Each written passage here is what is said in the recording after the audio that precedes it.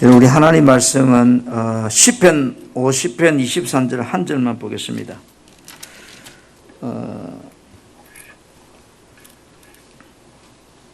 같이 한 목소리로 합독하겠습니다. 시작. 감사로 제사를 드리는 자가 나를 영화롭게 하나니 그의 행위를 옳게 하는 자에게 내가 하나님의 구원을 보이리라. 아멘. 한번 따라합시다. 받은 은혜를 기억하라. 지난 목요일 날 우리 이 교회 저기도 물이 새고 그래서 또 뒤에 강대상 그림도 있고 그래서 건축 박람회를 제가 갔어요. 어떤 방수익이 있는가, 뒤에 그림이 어떤 게 있을까 싶어 갔더니까 내가 찾는 게 별로 없더라고요. 그런데 내가 놀란 게 있어요. 산청 산수유 준다고 시간 정해가지고 치약 2만 원짜리 하나 주는데 그거 받으려고 내가 30분 동안 서 있었습니다. 금방 준다 해놔놓고 줄 것 같이 제가 30분 동안 이야기하더라고요. 그 내가 뭐를 깨달았는가 하면 저는 그런데 절대 줄 안 쓴 사람이 있거든요. 그런데 내가 그랬어요. 내가 늙었구나. 이 말은 뭐예요? 욕심이 늙어지 뭐예요? 욕심이 많아요. 그래서 제가 내가 왜 이리 됐지? 그걸 치약 하나 얻어오면서 여샤 이랬어요. 여러분 우리가 나는 안 그럴 거라고 생각하는데요, 자신도 모르게 자신이 변해가는 모습들을 우리는 볼 수 있습니다. 오늘 우리가 이 추수 감사절 중에 우리가 맥주 감사절을 하나님께 드립니다. 보리맥자를 써서 밀맥자를 써서 맥주 감사절을 하는데, 여러분 대한민국 남자에게는 군에 가야 되는 국방의 의무가 있습니다. 그죠? 그 다음에 대한민국 국민에게는 세금을 내야 되는 납세의 의무가 있습니다. 대한민국 학생들에게는, 젊은이들에게는 공부를 해야 되는 교육의 의무가 있습니다. 그걸 갖다가 우리가 의무라고 합니다. 해도 되고 안 해도 되는 게 아니라 반드시 해야 되기 때문에. 여러분 신앙생활에도 여러분 의무가 있을까요? 있습니다. 제가 목회를 쭉 이렇게 해오면서 참 한쪽 마음에 서운한 것이 뭐냐면 어떤 절기가 되면 교인들이 안 옵니다. 그러니까 이렇게 생각합니다. 왜 안 올까? 오늘 또 돈 내라 그러는구나. 그래서 안 오는 사람. 또 한쪽에는 물론 바빠서 안 오겠지만 대부분의 사람들이 어떤 좋은 날이 되면 좋게 생각하지 않고 내 것이 나간다고 생각하는 것 같아요. 우리가 마귀의 종되었던 삶에서 예수 그리스도를 말미암아 죄라고 하는 곳에서 자유를 얻었습니다. 이건 지금은 그렇게 안 중요해요. 그러나 여러분이 이 땅을 떠날 때 이 문제는 엄청나게 중요한 문제입니다. 구원받았느냐 받지 못했느냐. 구원받은 하나님 백성이 지켜야 할 절기들이 이스라엘 백성들에게 말하고 있습니다. 이스라엘 백성들에게 너희들이 애굽에 출애굽한 유월절을 지키라고 합니다. 가나안 땅에 들어와서 첫 소산의 거둠에 대해서 맺주절을 지키라 말합니다. 또 한 해 열심히 살고 마지막 저장하기 위해서 거두어지는 추수에 대해서 수장절을 지키라고 말합니다. 오늘 우리는 이 교회력이란 말은 우리가 정한 것이 아니고 어떤 교회력은 유태인들이 정해놓은 그 원력에 의해서 정해집니다. 그래서 전 세계 교회가 7월 첫 주일을 맥주 감사주일로 이렇게 정하고 지킵니다. 여러분 맥주절을 지키는 의미가 뭘까? 그날이나 그날이 똑같을 건데, 이스라엘 백성들이 가나안 땅에 들어왔을 때에 만나가 끝쳤습니다. 그리고 그때부터는 뭐요? 하늘만 쳐다보고 살아야 됐습니다. 하나님이 은혜로 첫 수확을 해서 하나님께 감사했던 것이 이 맥주절의 시작입니다. 한번 따라합시다. 감사할 줄 아는 사람이 감사할 줄 아는 사람이 되자. 되자. 사람들이 살면서 자신이 왜 불행하다고 느낄까요? 여러분 혹 살면서 내가 불행해라고 느끼는 이유가 무엇인가요? 돈이 없을 때 그런 생각이 드는가요? 아니면 몸이 아플 때 그런가요? 칼 힐트라고 하는 사람이 쓴 그의 책 행복론이라는 책에 사람의 행복의 첫째 조건은 감사라고 그렇게 기록해 놨어요.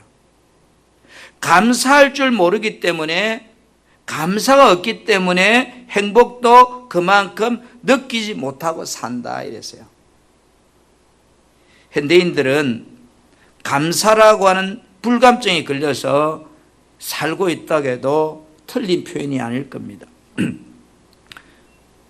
요즘 뉴스를 보면 여러분 공통점이 하나 있습니다. 돈으로 모든 것을 다 포장해버리고 있습니다. 돈으로 모든 감사를 포장해버리고 당당하게 갑질을 하는, 소리치는 모습들이 우리가 뉴스에 종종 보게 됩니다.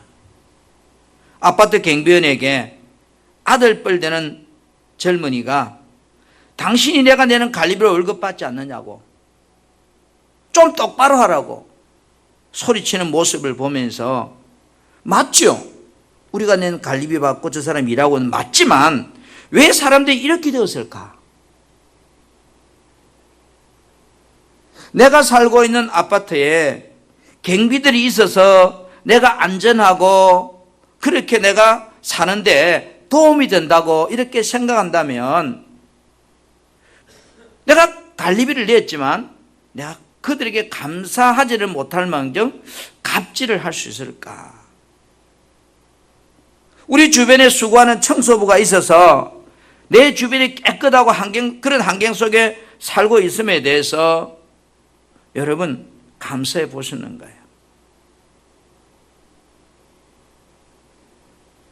청소부에 대해서 감사한 생각을 한다면 여러분이 배출하는 쓰레기를 쉽게 그분들이 가져갈 수 있도록 마구잡이로 내놓는 것이 아니고 조금이라도 그래도 그들이 수가 쉽도록 좀 정리해서 내놓는다면 그것도 그분들을 배려하는 감사의 모습일 겁니다. 지금은요, 오프라인이 이제 문을 닫는 시대가 되어버렸습니다. 이마트도 엄청나게 문을 많이 닫고요, 은행들도 문을 굉장히 많이 닫고 있습니다. 그러다 보니까 인터넷이 주가 되는 시대가 되다 보니까 택배라고 하는 문화가 이제 주류 사회로 되어버렸어요. 여러분 집에 택배 배달원이 여러분이 주문한 물건을 배달해 줍니다. 내가 배달료를 지급했지만 2,500원, 3,000원 또는 5,000원 배달을 지급했지만 저분들이 없다면 여러분 집에 배달이 될까요?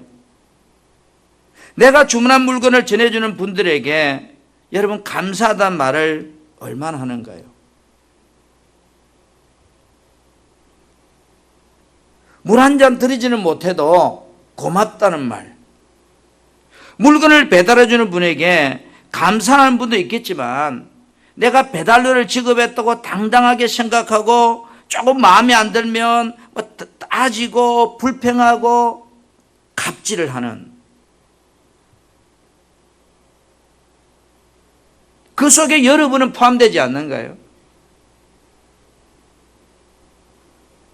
마트에 가서 돈을 주고 쌀을 구입하지만 쌀을 살 수 있는 마트가 있음에 대해서 우리는 별로 감사하지 않습니다.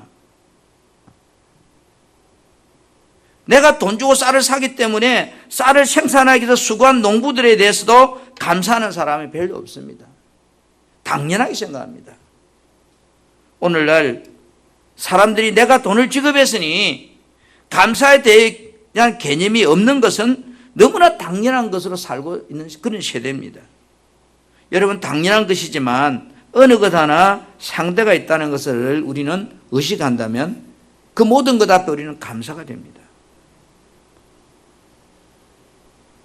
우리 주변에는 정말로 갑질이라고 하는 이 단어가 심각한 상태까지 와 있습니다. 사람들이 감사를 잃어버렸기 때문에 일어나는 현대 사회의 현상의 모습들입니다.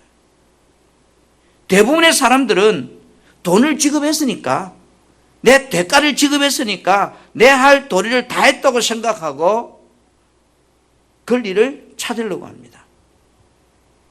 그런데 성경은 오늘 이런 시대에 대해서 이미 사도 바울을 통해서 우리에게 말씀하고 있습니다.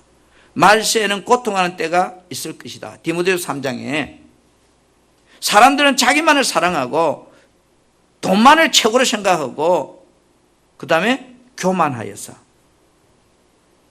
거역하고 감사하지 않을 것이다 그랬어요. 우리들이 사는 세상이 왜 고통스러울까? 왜 재미가 없을까? 당연하다고 생각하기 때문에 당연하다고.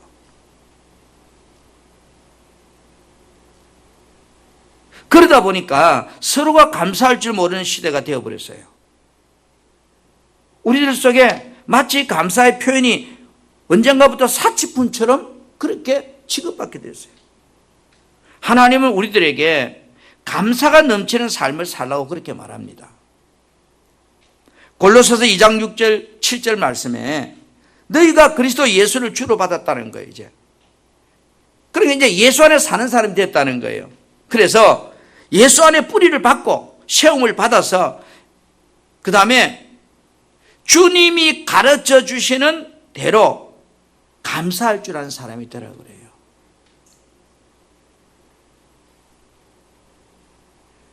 더 나아가서 데살로니가서 5장 18절에는 뭐라고 말씀합니까? 범사에 감사하라 그래요. 여러분, 범사에 감사란 말은 상황이 좋을 때나 나쁠 때나 가리지 말고 감사하는 사람이 되라 그런 뜻이잖아요.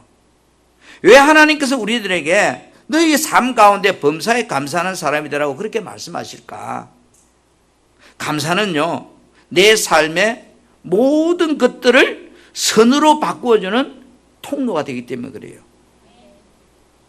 나를 좋게 만들어주는 통로가 되기 때문에 감사를 그래요. 여러분, 감사하는 사람, 미워하는 사람 있습니까? 감사 안 하는 사람 미워하지요. 로마서 8장 28절에 하나님을 사랑한다면, 정말로 하나님의 부르심을 받은 자들이라면 모든 것이 합력하여 선을 이룬다고 그랬어요. 우리가 신앙을 가진 바른 그리스도인이라면 우리는 감사하는 사람이 되어야 된다는 거죠. 사람들이 은혜를 잊어버리면요, 감사도 사라집니다. 감사를 잃어버린 사람은요, 어떤 사람일까요? 성경은 교만한 사람이라고 그렇게 말하고 있어요. 바른 신앙은 반드시 감사의 모습으로 열매에 표현된다는 거예요. 여러분, 누가복음 17장 11절부터 보면 예수님께서 예루살렘에 가실 때 10명의 나병 환자들이 나와가지고, 그죠? 자기들을 고쳐주라고 소리치잖아요. 그때 예수님께서 그들에게 제사장에 가서 그들의 몸을 보이라고 말합니다. 그런데 그들이 이 예수님 말씀을 듣고 제사장의 몸을 보이러 가는 중에 보니까 몸이 다 나았어요. 그 중에 한 사람은 가던 발걸음을 돌려서 예수님께 와서 감사했다고 그랬어요. 근데 예수님께서 이렇게 말합니다. 누가복음 17절에서 야, 다 10명이 다 깨끗함을 받지 않았느냐? 근데 왜 9명은 어디 가고 너 혼자 왔니? 이래요. 여러분, 똑같은 조건이지만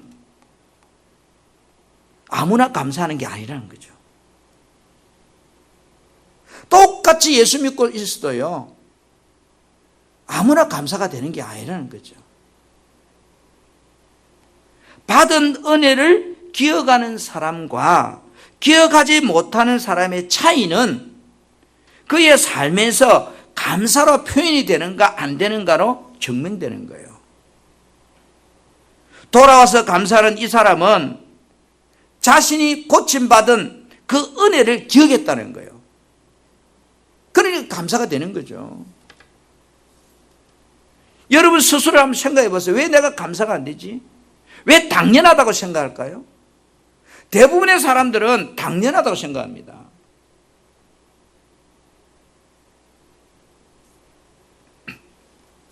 예수님께서 찾아와서 감사를 표현한 이 이방인에게 육신의 구원도 치료받았지만 영혼의 구원도 허락해 주었습니다. 이웃과의 관계에서 은혜를 입은 자는, 그죠? 직장에서라든지 교회에서라든지 사회에서라든지 혼자 살 수 없잖아, 인간은요. 그러니까 주고받음에 반드시 뭐가 흘러가고 있습니다. 은혜를 베풀어 주신 분에게 감사할 줄 알아야만이 내 뒤통수 대놓고 사람 취급을 받느냐 못 받느냐 차이입니다. 여러분 뒤통수 대놓고 저 사람 참 좋은 사람이야, 아니면 저 사람은 그렇네, 그 차이가 뭘까요? 은혜를 기억하며 감사는 절로 되는 게 아니에요. 은혜를 모르는 사람은 그렇게 짐승보다 못한 사람이라고요. 이 말은 짐승도 감사할 줄 안다, 이런 뜻이겠죠. 우리들이 어떻게 사는 것이 하나님의 영광을 나타내는 삶일까요? 내가 구원받은 자라면 하나님의 영광을 나타내고 살아야 되잖아요. 오늘 본문 10편 50편 23절에 여러분 쉬운 말 성경으로 번역해 놓은 걸 한번 제가 교독하겠습니다. 오직 감사하는 마음으로 내게 재물을 바치는 자, 물질을 바치는 자가 나를 영광스럽게 하는 사람이다.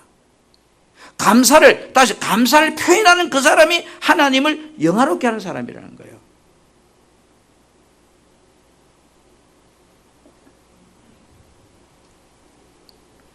하나님의 은혜를 기억하며 감사하는 것이 여러분 하나님을 영화롭게 하는 것이다.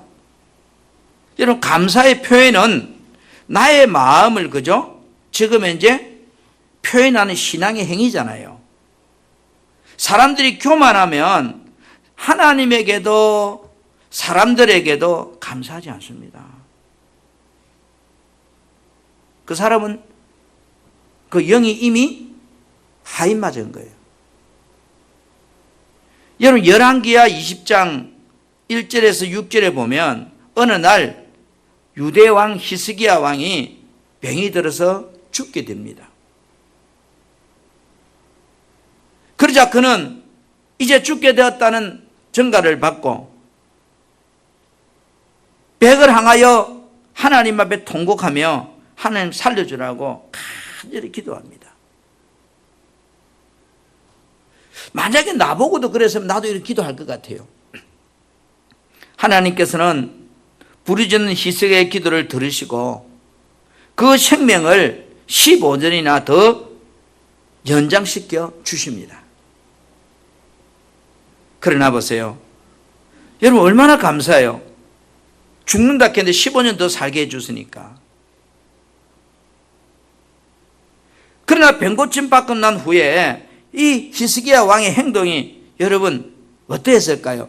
아이고 하나님 나를 고치셔서 너무너무 감사합니다, 이랬을까요? 아니면요 입 싹 닦아버리고 모른 채 했을까요? 여러분 같으면 어떻게 하겠어요?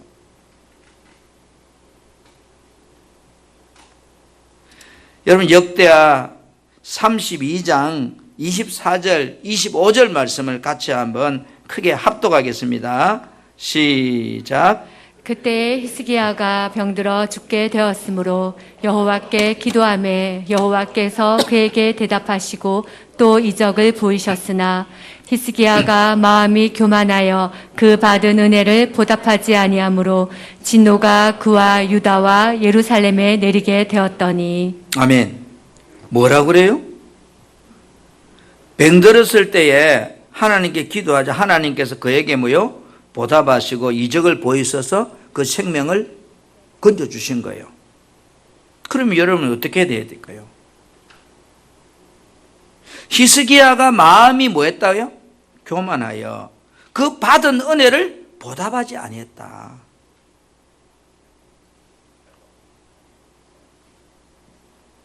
다시 말해서 하나님의 은혜를 받고서도 히스기야는 그 은혜를 감사하지 않았다. 나름대로 이유가 많이 있겠죠. 나름대로, 그죠? 왜 히스기야가 감사하지 않은지 몰라요. 그러나 성경은 감사하지 않는 사람을 두고 뭐라고 그래요? 마음이 교만하다 그래요. 한번 따라합시다. 은혜를 감사하지 않는 사람은 감사하지 않는 마음이 사람은 교만한 사람이다. 마음이 교만한 사람이다. 내 이야기가 아니고 하나님께서 감사하지 않는 사람을 교만한 사람이 그래요. 여러분, 교만은 뭐예요? 패망의 선봉의 앞잡이에요.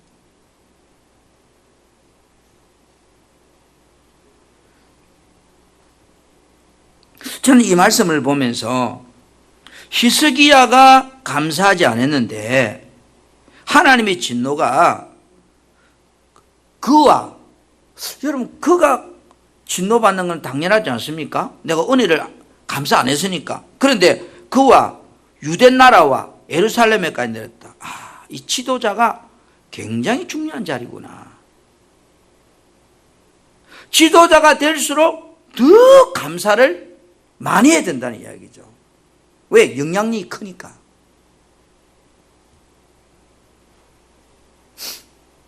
은혜를 감사하지 않는 히스기야 왕에게 여러분 어떤 일이 일어났습니까? 하나님이 진노하셨다. 우리는 이웃들이나 하나님 앞에서 여러분 교만한 사람이 되면 소망이 없어요. 그 사람의 신앙생활의 바른 모습은 감사라고 하는 열매로 이렇게 표현되는 거예요. 이웃들에게도 마찬가지, 성도들과도 마찬가지. 우리는 맥주절을 맞이하면서 우리는 얼마나 감사하며 살고 있는지를 내 신앙 안에서 한번 점검해 보아야 돼요. 감사가 소멸되었다면 그 사람은 소망이 없어요. 빨리 우리는 회개함으로 내 안에 잃어버린 감사들을 빨리 회복해야 돼요. 그게 사는 길이에요. 여러분, 감사가 떠나버린 마음속에는요, 뭐가 찾아오죠? 원망과 불평과 짜증과 판단과 정죄만 생깁니다. 감사는 모든 더러운 것을 싹 씻어내버리는 해독제와 같습니다. 두 번째로 한번 따라합시다. 하나님은 받은 은혜를 기억하라고 하십니다. 기억하라고 하십니다.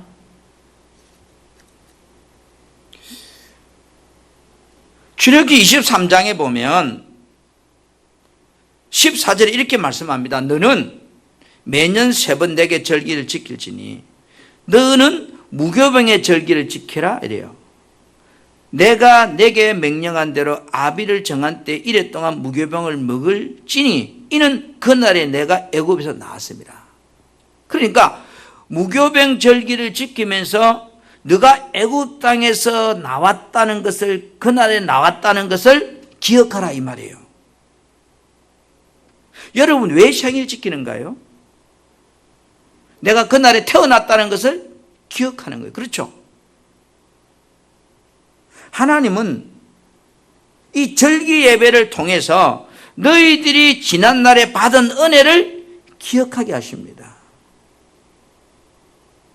오늘 우리는 맥주 감사절이라고 하는 이 예배를 하나님께 지금 드립니다. 드려도 되고 안 드려도 되고 그렇게 중요하다고 생각하면 중요하고 안 하면 안 할 수도 있겠죠. 그러나 하나님이 왜 맥주 절기 예배를 지키라고 할까? 이 말은 내가 베푸는 은혜를 한번 기억해 보아라. 우리가 생일을 지키면서요, 어떻게 생각해야 돼요? 참 이상한 세상이 되어버렸어요. 생일을 맞이한 사람이 나를 우리 엄마가 태어나게 하기 위해서 10달 동안 태중에 품고 얼마나 힘들었을까. 그리고 오늘까지 안전하서나 나를 위해서 헌신하고 섬기고 도와주고 그렇게 나를 양육해 주신 그 부모님의 은혜가 너무 크구나. 그 부모님이 있어서 오늘 내가 있구나. 이렇게 생각하는 자녀는 거의 없어요.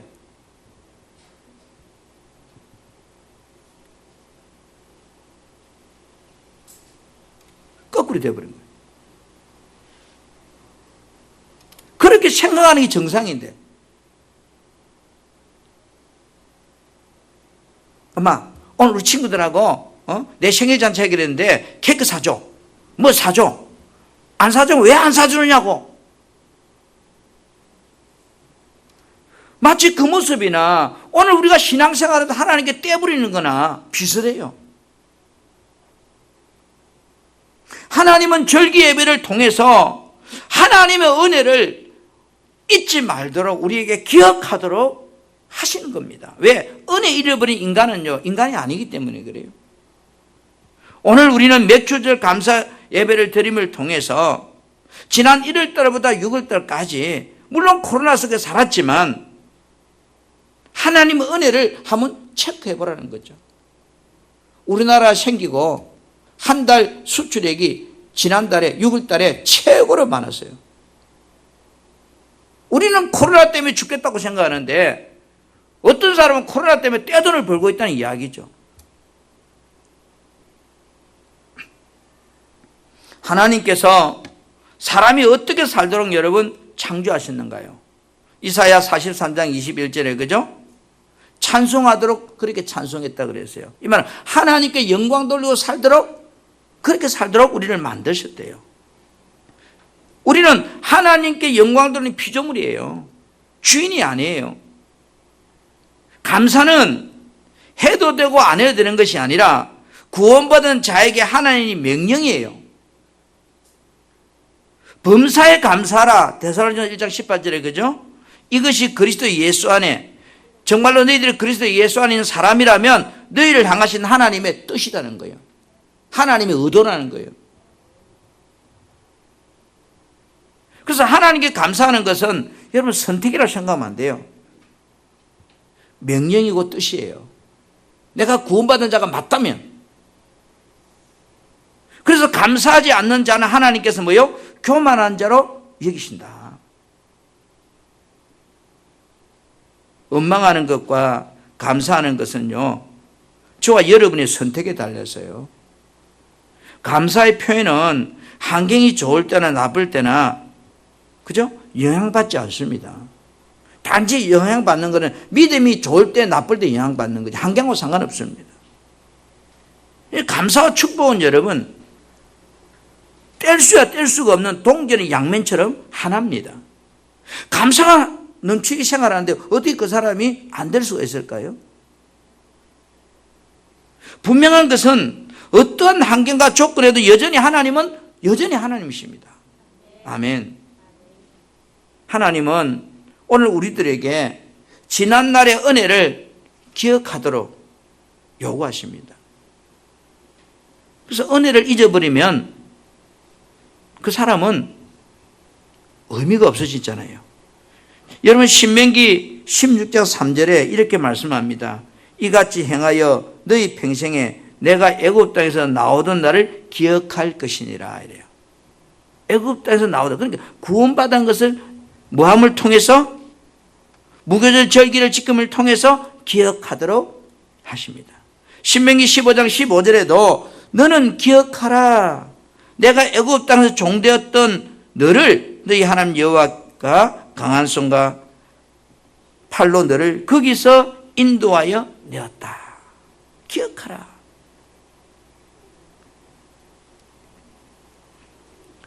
우리가 레위기 보면 5가지 제사법이 나옵니다. 그 제사법 중에 감사 제사가 화목제물 제사거든요. 그 레위기 17장 11절부터 쭉 15절까지 보면 어떻게 화목제물을 드려야 되는지를 나옵니다. 그 중에 반드시 화목제물을 가지고 와서 감사를 드려야 돼요. 이 말은 하나님께서 은혜를 주신 것을 기억함으로 예물을 가지고 나오라 이런 뜻이거든요. 그래서 이 말씀이 우리가 신명기 와서는 16장에 그렇게 말하죠.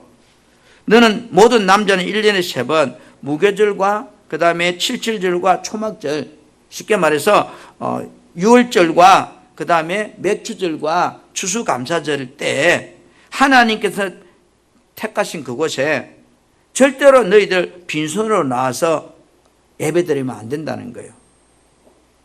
그러니까 17절에 각 사람이 내 하나님 여호와께서 주신 복을 따라, 이 말은 뭐예요? 너가 받았다고 하는 은혜대로 그 힘대로 드리라. 내가 받았다고 기억되는 은혜만큼 최선을 다해서 하나님 앞에 감사하라, 이런 뜻이거든요. 내가 은혜를 받았으니까 오늘 안 하면 안 되니까 돈 1,000원 하자, 그 개념이면 1,000원을 하든 100원을 하든, 마치 여러분 가부의 엿집 한 입은 돈을 치면 가치는 없는 금액이지만 그 마음, 그 정성은요 자기 전 재산을 들었다고 그랬어요. 하나님은 여러분들이 100만 원 드리면 좋아하고 만 원 드리면 안 좋아하고 그게 아니에요. 그 예물이 내가 받은 은혜에 대해서 얼마만큼 내가 최선을 다한 예물을 드렸냐를 보는 거죠. 그래서 이스라엘 백성들에게 이 절만 하면 이 절기를 통해서 또 하나님 은혜를 기억하게 하고, 이 절만 하면 또 은혜를 기억해요. 그래 평생 뭐요? 하나님 은혜를 늘 기억하고 살도록 만드는 거예요.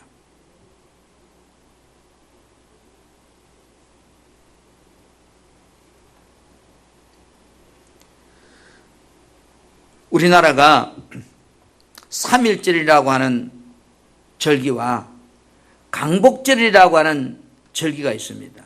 이 두 개만 바른 의식을 가지고 그 절기가 되는 날 훈련시키고 교육시키면 대한민국은 절대로 공산주의가 되지 않을 겁니다. 단지 대통령 나와서 시가는 거로 끝나버리니까 3.1절의 그 취지와 강복절의 그 취지가 없어지니까 북한도 좋고 중국도 좋고 자유를 잃어버린 사람들은 자유가 얼마나 소중한가를 뼈저리게 경험합니다. 그러나 지금 살고 있는 대부분들은 이제 자유가 얼마나 소중한지를 거의 모르는 세대가 이제 90%를 넘어선 세대에 살고 있습니다.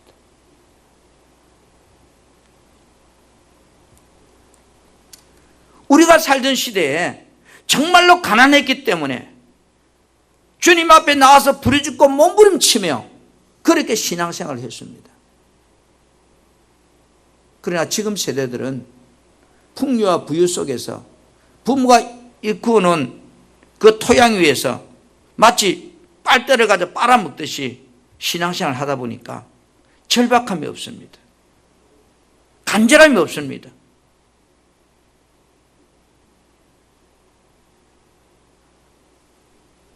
어제 뉴스에 여러분 잠깐 보는데 샤넬이라는 가방, 조그마한 핸드백 하나 1,000만 원이더만요.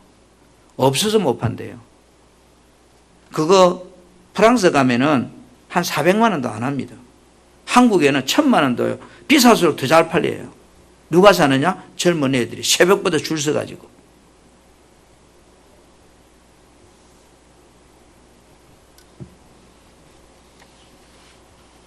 돈을 쓸 줄을 몰라요. 어떻게 써야 되는지를 몰라요. 왜요? 내가 그 돈의 가치를 위해서 몸부림쳐본 경험이 없어요. 사랑하는 우리 성도 여러분, 이스라엘 백성들에게 하나님은 살만한 저들에게도 계속 이 절기를 지키게 말하고 있습니다. 왜? 가글을 잊지 말라는 거예요. 너 힘들 때를 잊지 말라는 겁니다. 그 하나님의 은혜를 기억하라는 겁니다. 잊어버리면 교만해진다는 거예요. 교만하면 망한다는 거예요.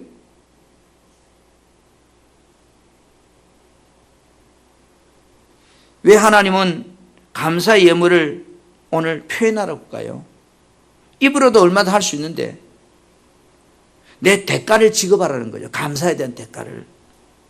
예물을 통하여 하나님을 사랑하는 마음과 믿음의 양이 그 예물 속에서 일부나마 나타나잖아요. 그래서 예수님은 마태복음 6장 21절 산상보훈 설교 중에 내 보물이 있는 곳에, 네가 귀하게 여기는 그곳에 그 마음도 함께 따라간다는 거예요.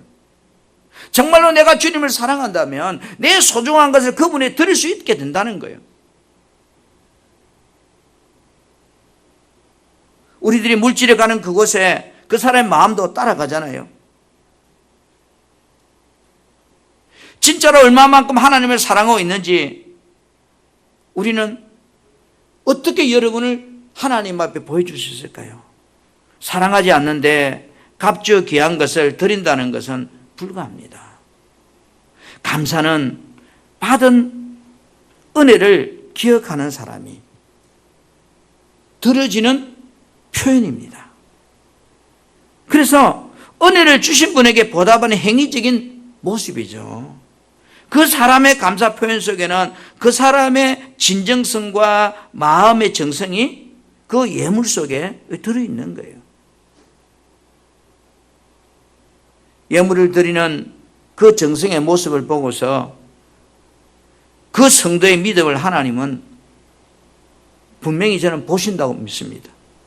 하나님께서 내가 얼마나 하나님 은혜를 기억하며 살고 있는지 그 드리는 예물 속에서 나의 믿음과 열정과 섬김에 대한 모습들을 하나님은 분명히 보신다고 믿습니다. 예물의 양을 이야기하는 게 아닙니다. 어떤 자세로 내가 준비하고 정말로 내가 이 예물을 드림에 있어서 행위적인 표현이 아니라 정말로 감사하고 싶은 그 열정에서 힘들고 어렵지만 내가 감사하고 있는지. 오늘 10편 50편 23절에 감사로 제사를 드리는 자가 나를 영화롭게 한다. 하나님 앞에 예물로 감사를 표현하는 그 사람을 하나님께서 영화롭게 하신다. 그러면서 하나님의 구원을 보리라. 그 행위를 옳게 하는 자에게 내가 하나님의 구원을 보리라. 여러분, 우리는 정말 힘든 코로나라고 하는 경험하지 못한 그런 세월을 지금 벌써 이제 2년째 살아갑니다. 하나님께서 나에게 베풀으신 은혜가 얼마나 큰지 우리는 찾아봐야 돼요. 제가 이렇게 한번 적어봤어요. 대단히 많더라고요. 내가 살아있음이 감사하고, 내가 일할 수 있다는 것이 감사하고, 몸이 아파서 쉬고 있다는 것도 감사가 되고, 돈이 없어서 나쁜 짓을 하지 않는 것도 감사하고, 공부를 할 수 있음에도 감사하고, 속이 썩인 아이지만 그래도 건강해서 감사하고, 좋은 집은 아니지만 임대 건물에 사는 것도 감사하고, 조그마한 사업장에도 운영할 수 있는 것도 감사하고, 정말로 감사할 것이 너무 많은데 우리는 그런 것에 대한 관심이 없는 거예요. 오늘 마치 우리가 136편 10편의 말씀처럼 모든 것이 감사할 뿐인데 왜 감사하지 못할까? 여러분, 감사는 하나님의 뜻이고 하나님의 명령이에요. 그리스도 안에서 우리가 잘 되는 방법이에요. 우리는 하나님의 은혜를 떠나서는 살 수 없는 존재란 확고한 이 가치관을 가져야 돼요. 여러분, 사도행전 14장 17절에 말씀을 한번 보겠습니다. 뭐라고 말씀하고 있는지. 사도행전 14장 17절에 자, 시작. 그렇다고 자기를 증거하시지 않는 것이 아닙니다. 하나님은 여러분에게 하늘에서 비를 내려주시고 열매 맺는 계절을 주셔서 선한 일을 하시고 음식과 기쁨으로 여러분의 마음을 만족하게 하셨습니다. 여러분, 하나님은 우리들에게 하늘에서 비를 내려주시고 열매 맺는 계절을 주셔서 선한 일을 하게 하시고 음식과 기쁨으로 여러분의 마음을 만족하게 해주셨다. 그래요. 이 말은 하나님의 은혜를 떠나서는 우리가 생각할 수 없다, 그런 뜻이에요. 그죠? 하나님의 은혜를 떠나서 생각할 수 없다. 여러분, 사도행전 17장 28절에는 뭐라고 말씀하고 있을까요? 같이 한번 보겠습니다. 자, 시작. 우리가 그를 힘입어 살며 기동하며 존재하느니라. 너희 시인 중 어떤 사람들의 말과 같이 우리가 그의 소생이라 하니. 우리가 하나님을 힘입어서 살며 기동하며 존재한다. 그러니까 하나님 안에서 우리가 힘입고 살고 기동하고 존재. 그러니까 하나님 떠나서는 존재가 없다는 거죠.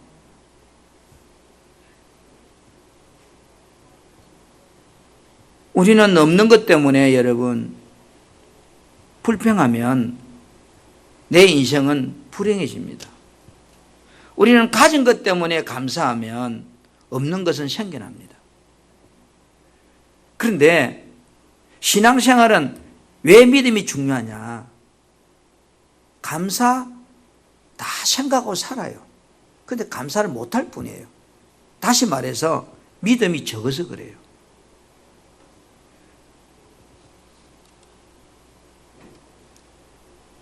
오늘 우리는 정말로 받은 은혜를 기억할 줄 아는 그런 사람이 됐으면 좋겠어요.